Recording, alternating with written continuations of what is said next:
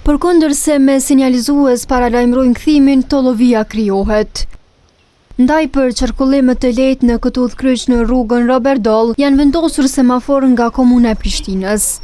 Mirëpo, të njëjtët nuk janë funksionalizuar. Semaforët janë vendosur fizikisht për momentin dhe do të lëshohen në punë sapo të mbarojnë disa procese që janë duke ndodhur paralelisht e që kanë të bëjnë me funksionalizimin e eficiencës sa më të mirë të kësaj nyje të trafikut. Këto procese përfshin analizat e trafikut në nyjen përkatëse, programin e sistemit, ndërlidhjen me nyje të tjera semaforike për të mundësuar qarkullim sa më të rrjedhshëm në të gjitha segmentet pasuese. Zona përfshin edhe disa vendkalime për këmbësor, ku sipas tyre, funksionalizimi i semaforëve do t'u lehtësonte kalimin.